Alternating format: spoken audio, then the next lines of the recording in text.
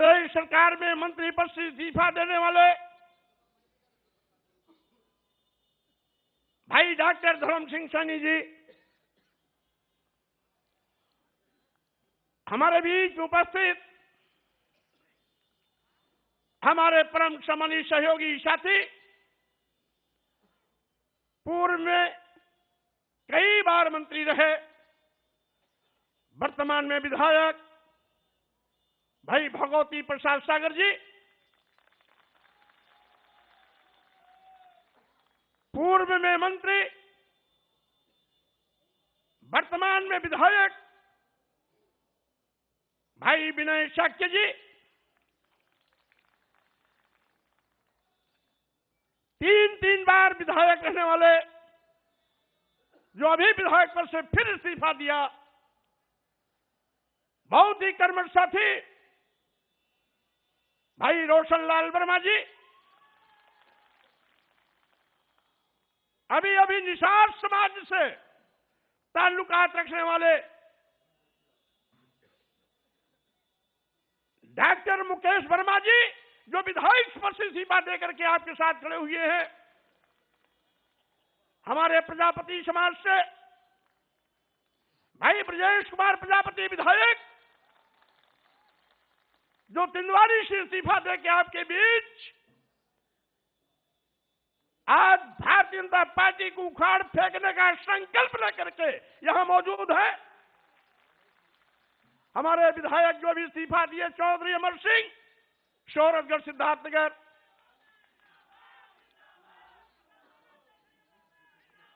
और इसके साथ ही दर्जनों की तादाद में यहां पर उपस्थित हमारे परम सम्मानित पूर्व मंत्री, पूर्व दर्जा राज्य प्राप्त मंत्री, पूर्व में विधायक, पूर्व में सांसद, जिला सहकारी बैंक के चेयरमैन श्री मनोहर सिंह मौर्य सहित अभी पिछड़ा वर्ग आयोग में सदस्य बलराम मौर्य जी सहित सभी पूर्व में सरकार के विभिन्न आयोगों, निगमों, बोर्डों में पदाधिकारी रहे, ऐसे सभी महानुभाव साथीगण और कार्यक्रम की संचालन कर रहे समाजवादी पार्टी उत्तर प्रदेश के अध्यक्ष हमारे पुराने साथी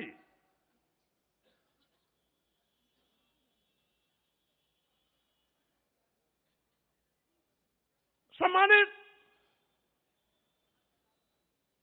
उत्तम जी, और इसके साथ ही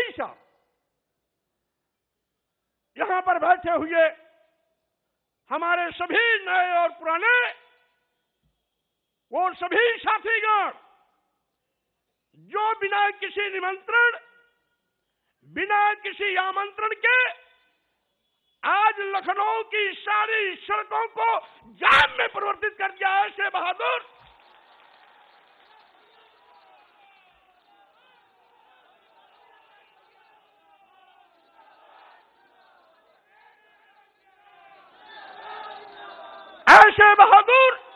सभी सम्मानित भाइयों, बहनों, नौजवान साथियों, मीडिया के हमारे सम्मानित साथियों, भाइयों, जैसा कि आप जानते हैं आज 14 जनवरी मकर संक्रांति भारतीय जनता पार्टी के अंत का इतिहास लिखने जा रहा है।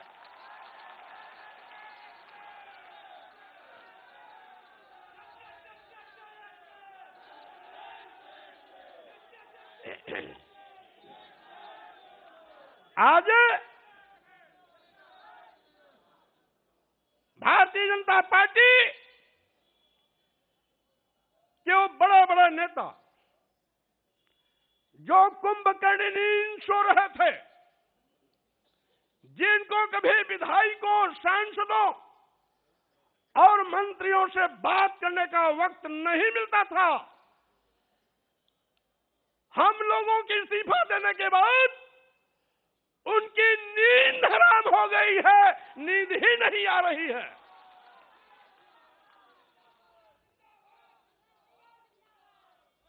और साथ ही साथ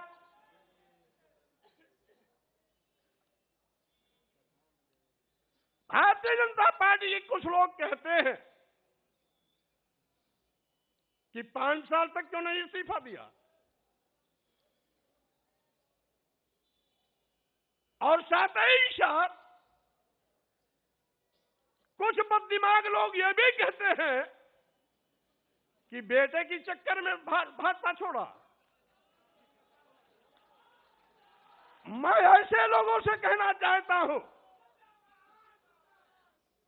भारतीय जनता पार्टी के लोगों ने इस देश के गरीबों, मजलूमों, दलितों, पिछड़ों, अल्पसंख्यकों के आंख में धूल झोंककर सत्ता हथियाई थी। कौन नहीं जानता? ये भारतीय जनता पार्टी केशव प्रसाद मौर्य और स्वामी प्रसाद मौर्य का नाम उछालकर पिछड़ों के बलबूते पर सरकार बनाई थी। चर्चा किया था मुख्यमंत्री होंगे या तो केशव प्रसाद मौर्य या तो स्वामी प्रसाद मौर्य। पहले गाजीपुर से स्काई लैब उतारने की कोशिश की गई। स्काई लैब यहां आते आते बीच में ही ब्लास्ट हो गया। दूसरा स्काई लैब गोरखपुर से लाकर के मुख्यमंत्री की कुर्सी पर बैठा दिया और पिछड़े वर्गों की आंख में धूल झोंकने का काम किया।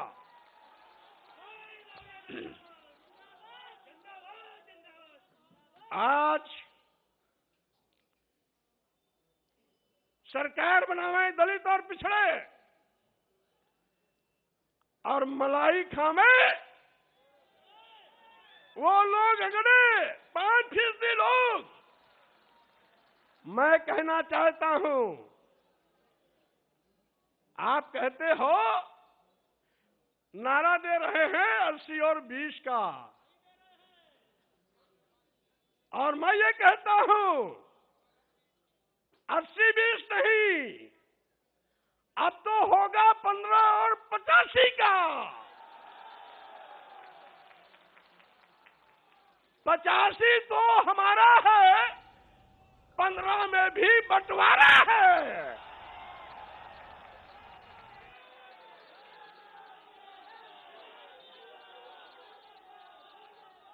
आप दुहाई देते हो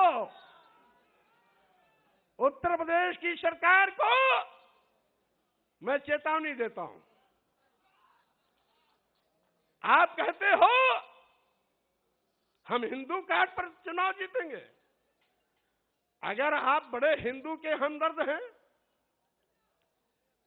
तो अनुसूचित जात, अनुसूचित जनजाति, पिछड़े वर्गों को भारतीय संविधान के अंतर्गत जो अधिकार देकर के आरक्षण की व्यवस्था दी गई, उसको अजगर की तरह निगलने का पाप क्यों किया आपने? अभी अभी 69,000 शिक्षकों की भर्ती हुई, 19,000 आरक्षित पदों पर सामान्य वर्ग को नियुक्ति पत्र दे दिया। योगी जी, क्या अनुसूचित जाति के लोग हिंदू नहीं है क्या?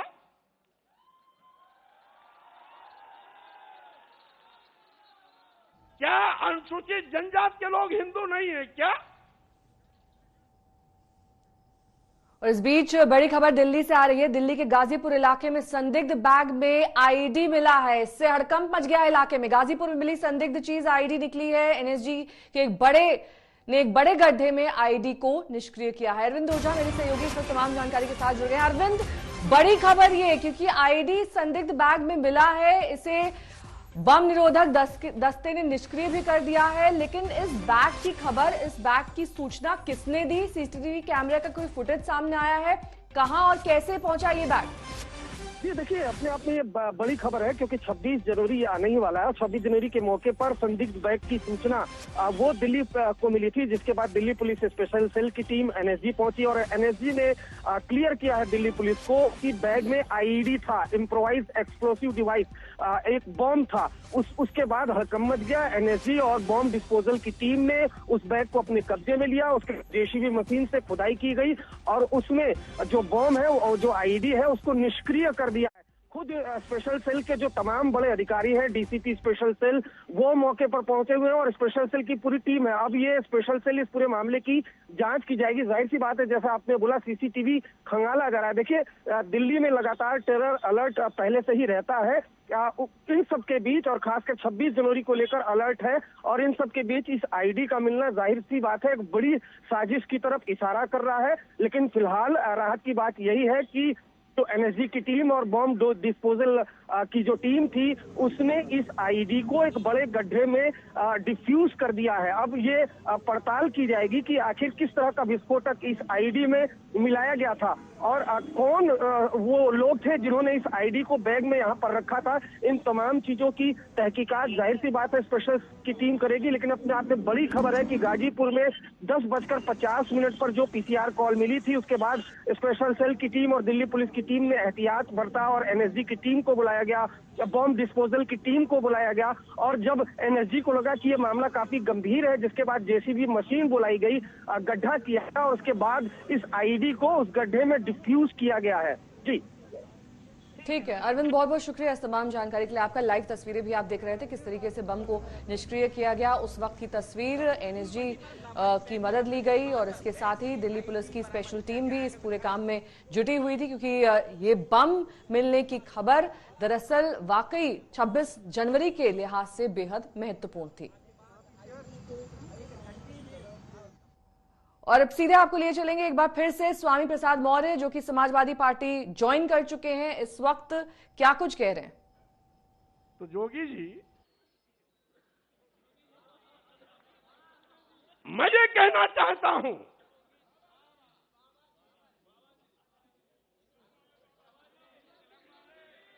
जोगी जी या बाबा जी कोई भी हो, मैं ये कहना चाहता हूं, मुख्यमंत्री की कुर्सी पर बैठ करके पाप करोगे और साथ ही साथ दुहाई देगो हिंदू की। क्या आपकी नजर में कुछ बड़ी जात के लोग हिंदू हैं क्या?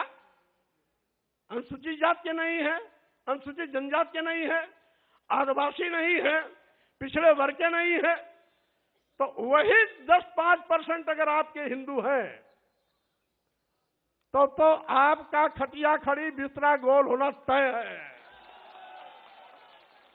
क्योंकि बंटवारे की लाइन आपने खींच दिया है। अब तो अनुसूचित जात, जनजाति, आदिवासी, दलित, गरीब, पिछड़े, मजलूम सब एक साथ खड़े होंगे और 8-10% जो आपके साथ, जिसको आप हिंदू मानते हो बड़ी जाति, वो आपके साथ खड़ी होगी और उसमें भी हम बंटवारा करेंगे। क्योंकि उन बड़ी जातियों में भी कुछ समाजवादी चिंतन के हैं और कुछ अम्बेडकरवादी चिंतन के हैं। इसलिए साथियों, मैंने कहा,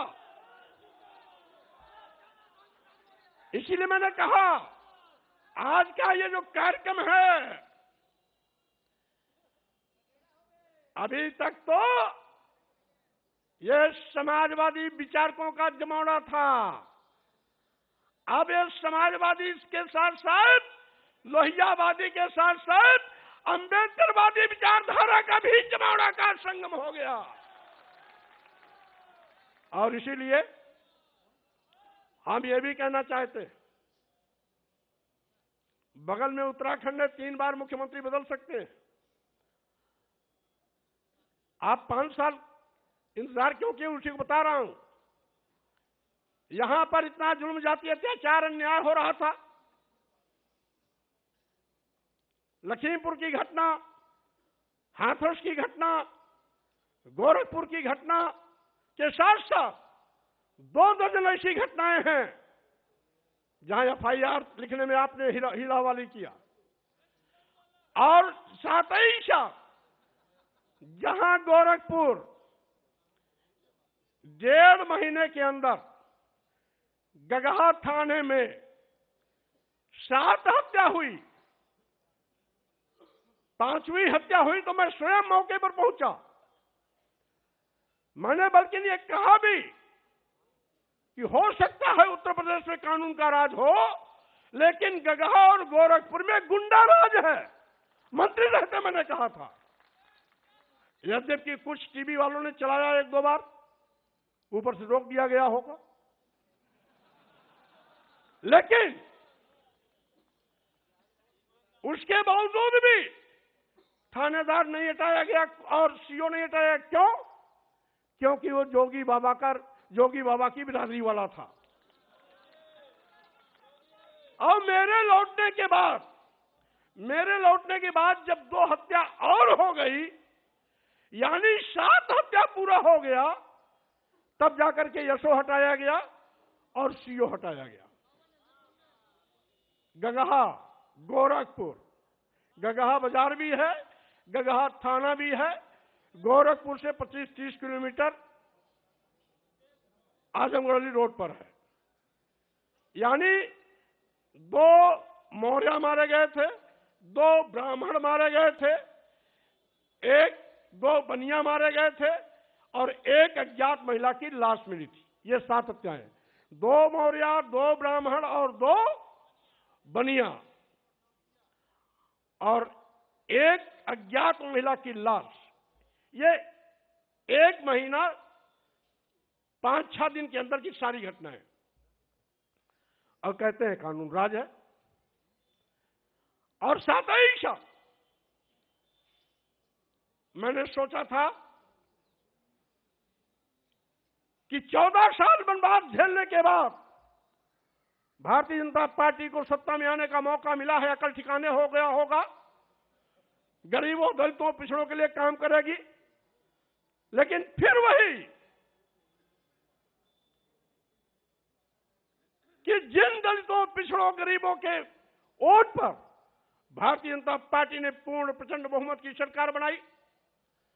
सरकार बनाने के बाद एक एक करके उन्हीं को दफनाने की कोशिश करने लगी। लेकिन भारतीय जनता पार्टी के नेताओं से मैं कह देना चाहता हूं, 14 जनवरी का यह जो कार्यक्रम हो रहा है, आज के बाद पूरे उत्तर प्रदेश में एक ऐसा जनसैलाब उमड़ेगा और चलेगा, एक ऐसी आंधी चलेगी, एक ऐसी सुनामी चलेगी जिसमें भारतीय जनता पार्टी के परखचे उड़ जाएंगे, कहीं भी ठिकाना नहीं मिलेगा।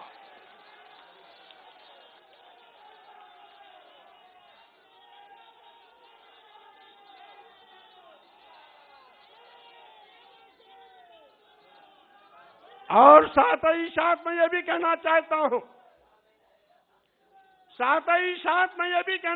हूं, स्वामी प्रसाद मौर्य ने पार्टी भले न बनाई हो, लेकिन किसी भी पार्टी से हैसियत कम नहीं रखते हैं। उनके पास जनाधार की कमी नहीं है। आज हमने समाजवादी पार्टी के राष्ट्रीय अध्यक्ष अखिलेश यादव जी से हाथ इसलिए मिलाया कि अखिलेश यादव जी नौजवान हैं, पढ़े लिखे हैं, नई ऊर्जा है। मैं प्रदेश के लाखों लाख करोड़ लोगों का हुजूम आपके नेतृत्व के साथ खड़ा कर भारतीय जनता पार्टी को नस्ताबूद करने का काम करूंगा। और साथ ही साथ मैं ये भी चुनौती देता हूं, जिसका मैं साथ छोड़ता हूं उसका कहीं अता पता नहीं रहता है। हमारी बहन जी जिंदा, इसका जिंदा मिसाल है। जब तक साथ था बार बार मुख्यमंत्री बनती थी, उनको घमंड हो गया था, एको अहम द्वितीयो नास्ति। बाबा साहब के मिशन से हट गई, मानवर कांशीराम को भूल गई, मानवर कांशीराम के सामाजिक परिवर्तन आंदोलन को डुबोने का काम करने लगी। मानवर कांशीराम जी के आंख मूंदते ही मानवर कांशीराम जी का नारा बदल दिया था। जो मानवर कांशीराम जी ने नारा दिया था, जिसकी जितनी संख्या भारी उसकी उतनी भागीदारी। बहन मायावती जी मानवर कांशीराम के इस नारे को बदलकर दूसरा नारा इजाद किया कि जिसकी जितनी तैयारी उसकी उतनी भागीदारी का मतलब थैली वालों के पीछे खड़ी हो गई। और एक बार फिर से रुक करेंगे इस वक्त की बड़ी खबर का, जो कि दिल्ली के पूर्वी इलाके से आ रही है, जहां पर गाजीपुर इलाके में संदिग्ध बैग में बम मिलने से हड़कंप मच गया। तब से कुछ ही देर पहले वहां पर इस बम को निष्क्रिय कर दिया गया है। एक गड्ढा खोदकर इस बम को एनएसजी के एक बड़े दस्ते ने निष्क्रिय किया। बम निरोधक दस्ता वहां पर पहले से मौजूद था, स्थानीय पुलिस प्रशासन भी मौजूद था। बम मिलने की खबर के बाद पूरा का पूरा जो पुलिस प्रशासन है वो अलर्ट मोड पर पहुंच गया था वहां पर, और इस बैग की जांच की जा रही थी। जब इसमें आईडी पाया गया तो बम निरोधक दस्ते ने किस तरीके से इसे निष्क्रिय किया, आप तस्वीरों में देख सकते हैं। एक बड़ा गड्ढा वहां पर जेसीबी की मशीन के जरिए खोदा गया और इसी गड्ढे में आईडी को निष्क्रिय किया गया। हालांकि प्राथमिक जानकारी के अनुसार ये खबर सुबह लगभग 10:50 पर पुलिस को मिली थी। इसके बाद से ही पुलिस एक्शन में आ गई थी और ये बैग और इसके इर्द गिर्द का जो इलाका था उसे कॉर्डन ऑफ कर दिया गया था। सिर्फ पुलिस प्रशासन, एनएसजी की टीम, बम निरोधक दस्ता वहां पर मौजूद था, जिसने अब इस आईडी को निष्क्रिय करने में कामयाबी हासिल कर ली है। गाजीपुर का ये इलाका जो आमतौर पर भीड़भाड़ भरा इलाका माना जाता है, ईस्ट दिल्ली में ये इलाका आता है जहां पर आईडी मिलने से सनसनी फैल गई है। और पहले से ही इस तरह के अलर्ट इनपुट्स दरअसल पुलिस को रहते हैं, जिसके चलते भी अलर्ट मोड पर पुलिस थी। 26 जनवरी बेहद नजदीक, ऐसे में तमाम सावधानी बरती गई और अब इस आईडी को निष्क्रिय कर दिया गया है। बड़े गड्ढे के जरिए इसे डिफ्यूज किया गया। तंसीम हैदर मेरे सहयोगी इस वक्त तमाम जानकारी के साथ जुड़ गए। तंसीम, अब देखिए जो प्राथमिक जानकारी थी उसके अनुसार पुलिस प्रशासन और एसजी ने काम किया, लेकिन अब आगे क्या, क्योंकि कितनी मात्रा में आईडी था, क्या इसे लेकर तैयारियां की जा रही थी, किसका इसके पीछे हाथ था, कौन सी जगह को निशाना बनाना था और क्यों ये योजना कामयाब नहीं हो पाई? जी देखिए, एक चीज़ बता दूं कि जो ब्लास्ट किया है, ये ब्लास्ट मेरे सामने हुआ, ये जो आप दीवार देख रहे हैं, ये एक बड़ा ग्राउंड है। इस ग्राउंड के बीच में 8 फुट का गड्ढा खना किया जेसीबी से। उसमें करीब ये 1.5 से 2 किलो का जो सब्सटेंस था आईईडी का, उसको अंदर रखा गया डिफ्यूज करने के लिए। उसके बाद दिल्ली ये जो एनएसजी और बॉम्ब डिस्पोजल स्क्वाड था, उसने उसको यहाँ पे ब्लास्ट किया, यानी कंट्रोल ब्लास्ट किया गया, जिसे डिफ्यूज किया गया बॉम्ब को। मैं बता दूं कि ये जो आप रास्ता देख रहे हैं गाजीपुर फल मंडी की तरफ आता है। हमारे कैमरामैन आपको दिखा रहे हैं, इस फल मंडी से यहाँ से लेके उस आखिर तक जहाँ ये रास्ता खत्म होता है, ये पूरा बीच में गेट है। यहाँ पे सुबह से लेके जो सुबह का वक्त होता है दोपहर 12 बजे तक का, उस दौरान बहुत भीड़ होती है, बहुत, क्योंकि फ्रूट मंडी है ये, फूल मंडी है ये, लिहाजा यहाँ पे बहुत सारी भीड़ होती है। तमाम लोग यहाँ से लेके वहाँ तक रिक्शे खड़े होते हैं, यहाँ पे गाड़ियाँ खड़ी होती हैं, यहाँ पे तमाम लोग, सैकड़ों लोग यहाँ मौजूद होते हैं। उसके बाद आप ये देखिए, गेट में दिखा रहा हूँ, इस गेट के कॉर्नर पे जहाँ बैरिकेड्स लगे हैं स्कॉर्पियो के पीछे, वहाँ पे ये जो बॉम्ब है वो एक बैग में रखा हुआ था, काले रंग के बैग में। समझा जा सकता है कि मकसद क्या था। मकसद साफ था, क्योंकि ये भीड़भाड़ का इलाका है। इस भीड़भाड़ के इलाके में सुबह के वक्त, यानी जब कॉल हुई 10:50 पे, यानी 12 बजे से पहले का वक्त चुना गया, ये जानकर, ये सोचकर कि यहाँ पर भीड़ होगी, यहाँ पे लोग मौजूद होंगे, यहाँ पे डैमेज और कैजुअलिटीज ज़्यादा होंगी, ये सोच के, ये प्लान करके इस बम को रखा गया। ये तो मुस्तैदी उस शख्स की, जो जागरूक व्यक्ति था, जिसने उस बैग को देखा बहुत देर से पड़े हुए और उसने पुलिस को इत्तला दे दी। तो ये एक बड़ा हादसा जो है, बड़ी घटना है, वो बच गई। लेकिन अपने आप में अभी भी बड़ा सवाल है कि आखिर कौन था जो दिल्ली को दहलाने की कोशिश करना चाहता था। इतनी बड़ी मात्रा में आप अंदाजा लगा सकते हैं कि जब हमने देखा इस ब्लास्ट को, ये ब्लास्ट इतना जबरदस्त था कि दूर से ईंटों के कई टुकड़े उछल के आए और यहाँ पे एक धुएं का पूरा गुबार आसमान में देखा गया। परिंदे यहाँ से दूर दूर तक भागते हुए नजर आए, यानी कि बड़ा ब्लास्ट करने की कोशिश थी, जिसको फिलहाल डिफ्यूज किया गया है। ठीक है, जैसा कि हमारे सहयोगी बता रहे थे, इस मामले में स्पेशल सेल जो है। ठीक है तंसीम, बहुत बहुत शुक्रिया इस तमाम जानकारी के लिए आपका। लहर का खतरा लगातार बढ़ रहा है। नए मामलों की बेकाबू रफ्तार को लेकर प्रधानमंत्री ने कल मुख्यमंत्रियों के साथ बैठक की। इस बैठक में उन्होंने टीकाकरण पर जोर दिया, साथ ही इस पर भी जोर दिया कि पाबंदियां ऐसी हों जिनसे लोगों का रोजगार प्रभावित ना हो।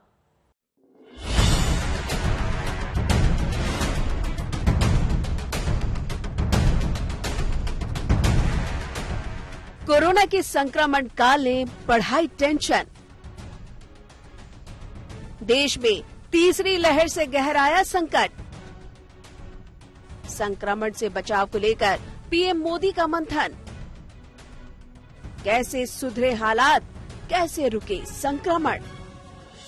सवाल बेहद अहम है। रोजाना जारी होने वाले आंकड़े बता रहे हैं कि इस महामारी की तीसरी लहर ने देश को परेशान कर दिया है। दूसरी लहर का दंश झेलने वाला हिंदुस्तान प्रार्थना कर रहा है कि तीसरी लहर का कहर वैसे न टूटे। अब तक तो हालात काबू में दिख भी रहे हैं, फिर भी तैयारियों को तेज किया जा चुका है। उन्हीं पर मंथन के लिए प्रधानमंत्री मोदी ने गुरुवार की शाम मुख्यमंत्रियों के साथ एक अहम बैठक की। उन्होंने ओमिक्रॉन जैसे तेजी से संक्रमित करने वाले वेरिएंट को लेकर सभी को आगाह किया। साथियों, ओमिक्रॉन को लेकर पहले जो संशय की स्थिति थी वो अब धीरे धीरे साफ हो रही है। पहले जो वेरिएंट थे उनकी अपेक्षा में कई गुना अधिक तेजी से ओमिक्रॉन वेरिएंट सामान्य जन को संक्रमित कर रहा है। अमेरिका जैसे देश में एक दिन में 14 लाख तक नए केसेस सामने आए हैं। प्रधानमंत्री ने ये भी कहा कि कड़ी मेहनत ही जीत का एकमात्र विकल्प है। प्रीएम्प्टिव, प्रोएक्टिव और कलेक्टिव अप्रोच ही जीत का मूल मंत्र है। पीएम ने अर्थव्यवस्था की गति को बनाए रखने का सुझाव भी दिया। साथ ही बचाव के लिए टीकाकरण को सबसे शक्तिशाली तरीका बताया। हमें सतर्क रहना है, सावधान रहना है, लेकिन पैनिक की स्थिति न आए इसका भी हमें ध्यान रखना ही होगा। हमें ये देखना होगा कि त्योहारों के इस मौसम में लोगों की और प्रशासन की अलर्टनेस कहीं से भी कम न पड़े। पहले केंद्र और राज्य सरकारों ने जिस तरह प्रीएम्प्टिव, प्रोएक्टिव और कलेक्टिव अप्रोच अपनाई है, वही इस समय की जीत का मंत्र है।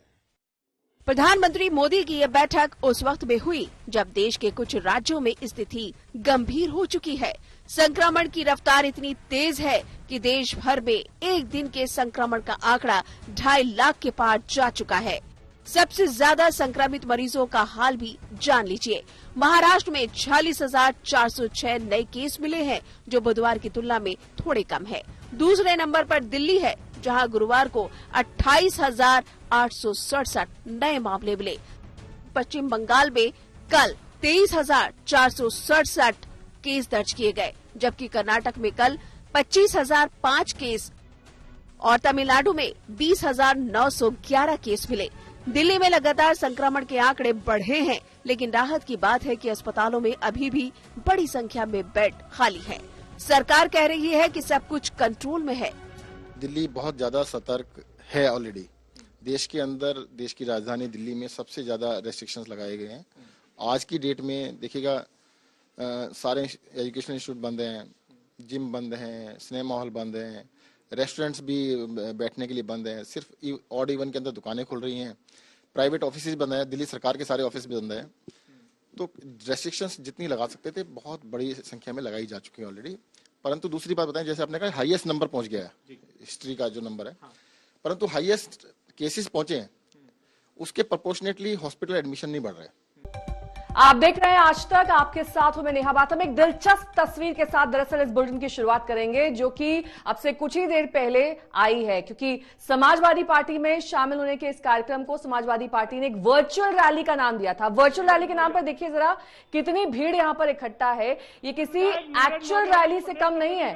यहां पर जबरदस्त संख्या में लोग जमा हुए हैं। हालांकि मंच पर भी लोगों की कमी नहीं है। यहां पर यूपी के पूर्व सीएम अखिलेश यादव दिखाई दे रहे हैं, उनके साथ स्वामी प्रसाद मौर्य हैं। सबके चेहरों पर हंसी है, हाथ हिलाते हुए सब इस वर्चुअल रैली को अंजाम दे रहे हैं। लेकिन वर्चुअल रैली का भी नजारा देखिए, इधर ये जो जनता की भारी भीड़ उमड़ी है और साथ ही एक स्क्रीन भी लगाई गई थी ताकि ये वर्चुअल रैली की तरह दिखाई दे। ये वर्चुअल रैली आपको बता दें दरअसल जिसका जिक्र बार बार चुनाव आयोग की तरफ से किया गया। ये कहा गया कि वर्चुअल रैली के जरिए ही अब सभी नेतागण समर्थकों को संबोधित करेंगे। लेकिन देखिए दो तस्वीरें अपने आप में पूरी कहानी बयां कर रही हैं।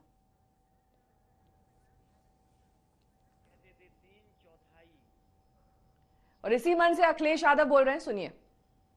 अभी कुछ दिन पहले हम लोगों ने कहा था कि मुख्यमंत्री जी कोई रटने वाला अध्यापक लगा लो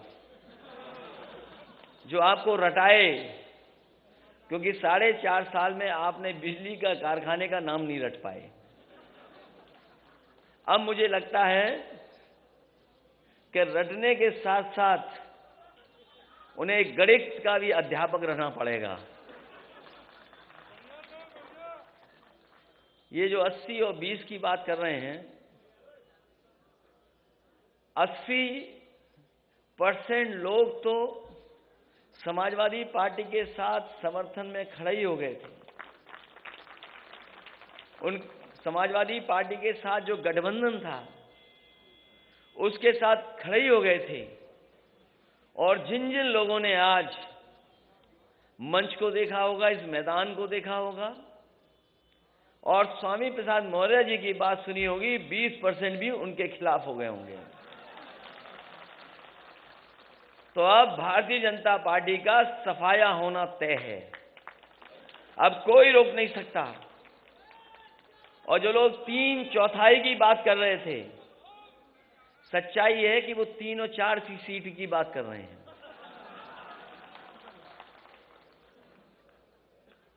और मैं आप सबको, आज बहुत ही शुभ दिन है। इधर नए साल के बाद ये त्योहार ऐसा है, बड़ी हर्षोल्लास के साथ मनाया जाता है। और हमें लगता है सरकार के लोगों को पहले ही पता लग गया था कि यहां पर स्वामी प्रसाद मौर्य जी के साथ, धर्मपाल सैनी जी के साथ, धर्म सिंह सैनी जी के साथ बड़ी संख्या में लोग आ रहे होंगे। हमारे मुख्यमंत्री पहले ही गोरखपुर चले गए, हालांकि उनकी किसी ने टिकट बुक कर रखी है। वो 11 तारीख की टिकट थी, लेकिन आप लोगों के आ जाने से आज ही वो गोरखपुर चले गए। और जरूरी है इन्हें वापस भेजना, इसलिए जरूरी है इन्हें वापस भेजना कि अगर पीछे मुड़ के देखें हम तो उत्तर प्रदेश को इन्होंने बर्बाद कर दिया है। आज भारतीय जनता पार्टी के पास कोई ठोस उपलब्धि नहीं है। ये वही भारतीय जनता पार्टी के लोग हैं जिन्होंने किसानों को भरोसा दिलाया था कि सरकार आ जाएगी तो किसानों की आय दोगुनी हो जाएगी। यहां जितने लोग बैठे हैं सब किसान और किसानी से जुड़े लोग हैं। बताओ आज की महंगाई में कहां किसानों की आय दोगुनी हो गई? और कोई फसल, किसी पैदावार को सरकार ने खरीदा नहीं। जिस समय किसान को खाद की जरूरत थी, ये खाद नहीं दे पाई सरकार। और हमारे किसान को अगर खाद मिल भी गई तो उन्होंने जब बोरी देखा होगा तो 5 किलो की चोरी हो गई उसमें से। ये भारतीय जनता पार्टी के वो लोग हैं जिन्होंने डीजल पेट्रोल महंगा कर दिया। आज पेट्रोल 100 से पार है। और जिस कंपनी का पेट्रोल डीजल है, इनके गलत फैसलों की वजह से 600% मुनाफा कमा रहे हैं। पिछले अगर महीनों का आकलन करें तो 600% मुनाफा कमा रहे हैं, और ये गरीबों की जेब को काट करके अमीरों की तिजोरी भरने का काम कोई कर रहा है तो वो भारतीय जनता पार्टी के लोग हैं। जहां कई मौके हम लोगों ने देखे हैं, बहुत सी बातें अभी कही जा चुकी हैं, लेकिन हम ये कह सकते हैं कि जो गिनती हम लोगों ने बताई थी, मंच पे बैठे हुए लोग और यहां पर आए हुए सभी हमारे साथी और जो लोग समाजवादी रास्ते पर हैं और अंबेडकरवादी लोग हैं, ये दोनों लोग मिलकर के हो सकता है आक्रोश का साथ ले लेंगे तो हो सकता है 400 सीटें भी ये गठबंधन जीत जाए, क्योंकि जनता बैठी है बदलाव के लिए, बैठी है जनता बदलाव के लिए बैठी है, जनता परिवर्तन चाहती है। यही नौजवान यहां पर आए अपने हक और सम्मान मांगने, एक एक नौजवान को लाठी मारी गई, अपमानित हुए, और न जाने कितने लोगों को मुकदमे से डराया गया। ये भारतीय जनता पार्टी जो ठोकर राज चला रही, जो मुकदमों से डरा रही है, जैसे ही स्वामी प्रसाद मौर्य जी हमारे साथ आए, पता नहीं किस जमाने का वारंट इशू कर दिया, किस जमाने का वारंट इशू। और दूसरे हमारे गठबंधन के अपना दल के, उनका जब से साथ मिला है, लगातार उनकी जांच हो रही है, लगातार उन्हें परेशान किया जा रहा है, कब्जा किया जा रहा है।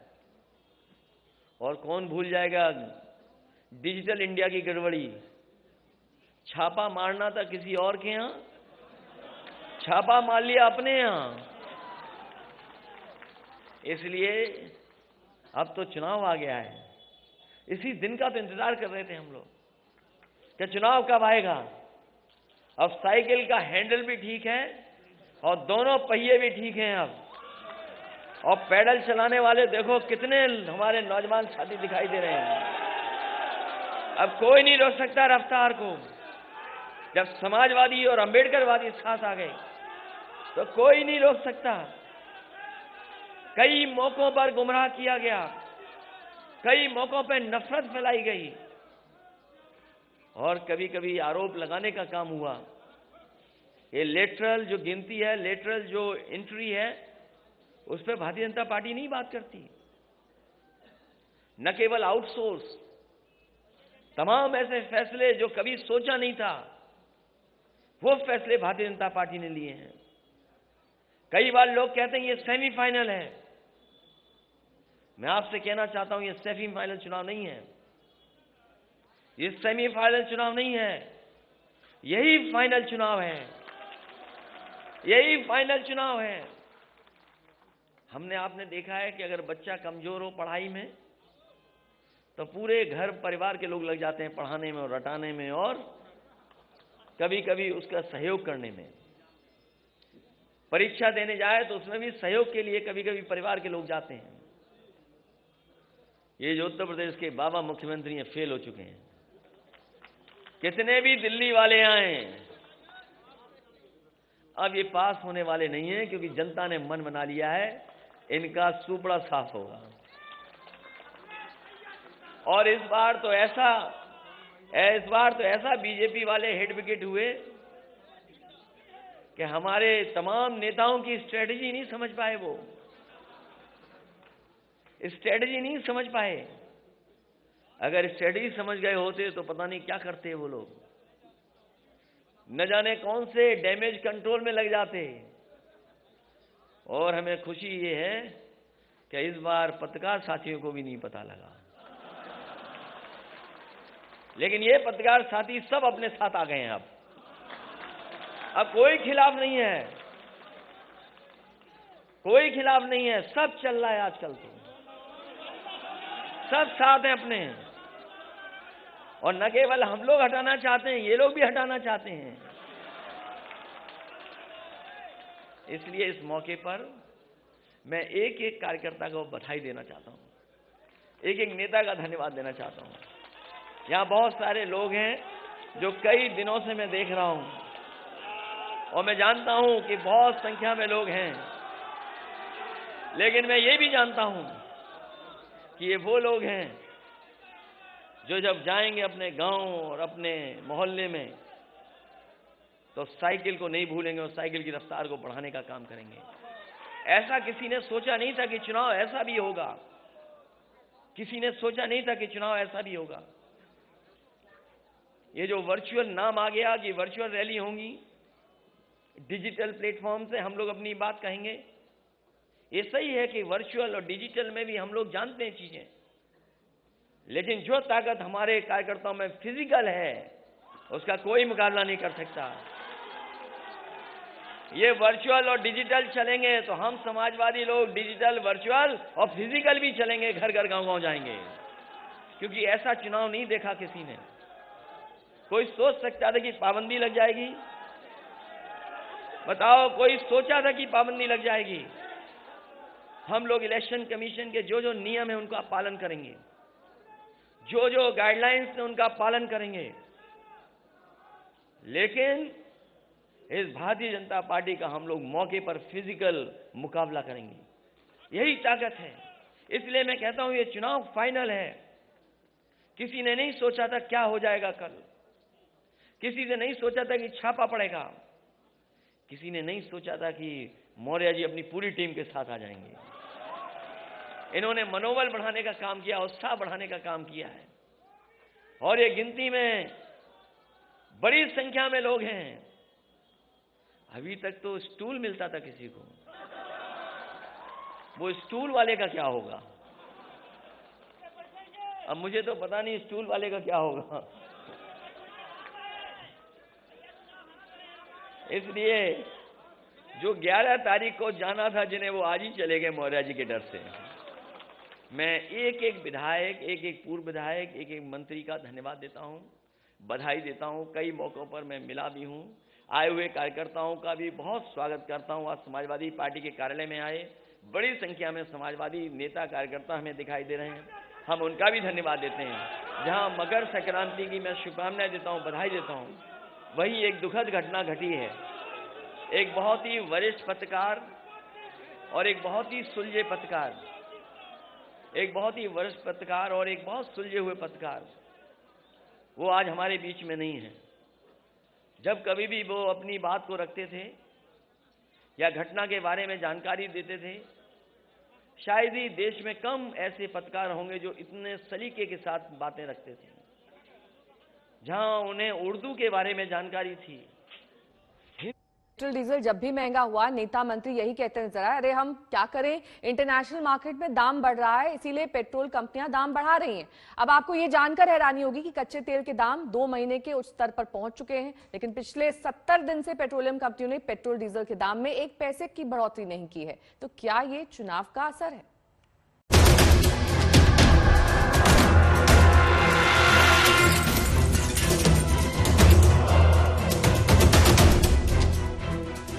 अंतर्राष्ट्रीय दाम है, तो हम कई लेवल्स पे काम कर रहे हैं। This is an international issue. खास करके खाड़ी के देशों ने अपना उत्पादन घटा दिया है, तो इन सारे कारणों से अंतर्राष्ट्रीय बाजार में जो मूल्य वृद्धि हुई है, ये सरकार को तेल की कीमत को बढ़ाना पड़ा है। भारत में जब भी तेल महंगा हुआ, तुरंत मंत्री हो या सांसद या सत्ताधारी दूसरे नेता जिम्मेदार अंतर्राष्ट्रीय बाजार में कच्चे तेल के दामों को बताकर पल्ला झाड़ा गया। लेकिन क्या आप जानते हैं, कच्चा तेल अभी 2 महीने के उच्च स्तर पर पहुंच गया। कच्चा तेल अंतर्राष्ट्रीय बाजार में $84 प्रति बैरल तक महंगा हो गया। लेकिन मजाल है कि पेट्रोलियम कंपनियों ने 1 पैसा बढ़ा लिया हो। भारत में पिछले 70 दिन से पेट्रोलियम कंपनियों ने पेट्रोल डीजल के दाम नहीं बढ़ाए हैं। जनता पर इतना रहम क्यों? क्या इसलिए क्योंकि 5 राज्यों में चुनाव हो रहा है और तेल के दामों के इलेक्शन से कनेक्शन पुराना है? याद करिए नवंबर की कहानी, जब देश में पेट्रोल डीजल की कीमतें 100 रुपए लीटर के पार पहुंच गई थी। रेस लगी थी कि दाम और कितना चढ़ेगा। फिर हिमाचल प्रदेश में उपचुनाव के नतीजे आए और सरकार को महंगाई का मतलब इलेक्शन में समझ आ गया। स्वाभाविक रूप से कांग्रेस ने महंगाई को बड़े हथियार के रूप में इस्तेमाल किया और महंगाई मुद्दा थी और ये मुद्दा उनके हाथ में लगाई और ऐसी चीजें जुड़ते जुड़ते हमारी क्षति हुई है। हिमाचल में जब विधानसभा और लोकसभा उपचुनाव दोनों में हार मिली, तब 4 नवंबर से केंद्र सरकार ने पेट्रोल पर 5 रुपए और डीजल पर 10 रुपए की टैक्स कटौती की। इसके बाद अगर अंतर्राष्ट्रीय बाजार से ही तेल की कीमतें अकेले कंट्रोल होती हैं, कोई राजनीतिक दखल नहीं होती, तो एक सीधा सा सवाल, पिछले 70 दिन में जब कच्चा तेल $16 प्रति बैरल तक महंगा हो चुका है, फिर क्यों पेट्रोलियम कंपनियों ने एक पैसा भी पेट्रोल डीजल में नहीं बढ़ाया? क्या इसका कारण अब 5 राज्यों में होने वाले विधानसभा चुनाव नहीं है? अवधि रचनाकार रफीक शादानी ने लिखा था, जब नगीचे चुनाव आवत है, भात मांगो पुलाव आवत है, तो चुनाव नजदीक है, इसीलिए पेट्रोल डीजल की महंगाई से जनता बची हुई है। आज तक ब्यूरो। दिल्ली में कोरोना की रफ्तार ने नया रिकॉर्ड बना लिया है। एक दिन में यहां इतने नए मामले सामने आए हैं जितने अब तक नहीं आए थे। अस्पतालों में भर्ती होने वालों की संख्या अभी कम है, लेकिन जानकारों के मुताबिक संक्रमण की रफ्तार यही बनी रही तो अस्पतालों पर दबाव बढ़ सकता है।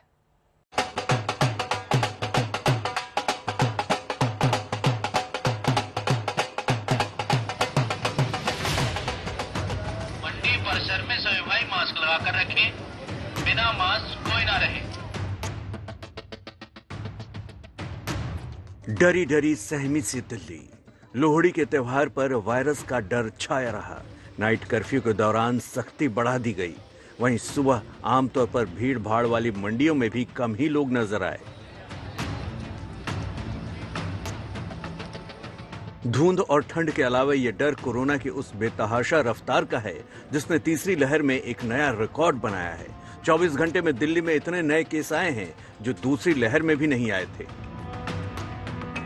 13 जनवरी 2022 को दिल्ली में कोरोना के 28,867 नए मरीज मिले हैं, जबकि 20 अप्रैल 2021 को एक दिन में 28,395 केस सामने आए थे, यानी 472 मरीज ज्यादा। वहीं संक्रमण दर भी दूसरी लहर के बेहद करीब पहुंच गई है।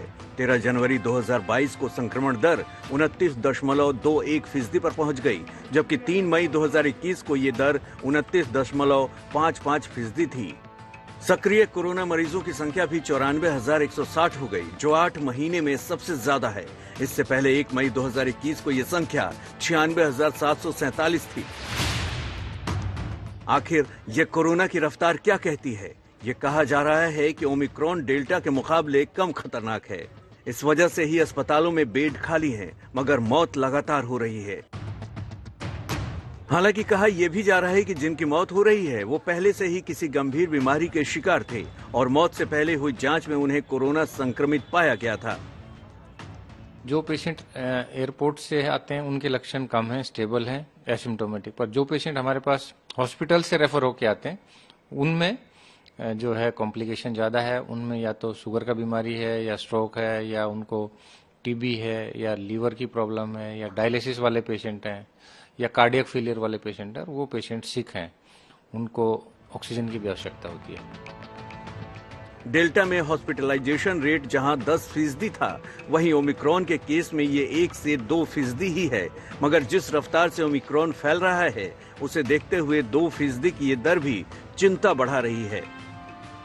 कुछ रिसर्च का दावा है कि हर रोज 2.5 लाख केस आएंगे तो पीक आने की स्थिति में वो 10 लाख से ज्यादा हो सकते हैं। इससे हर रोज 20,000 मरीज भर्ती होंगे तो अस्पतालों पर भारी दबाव पड़ेगा।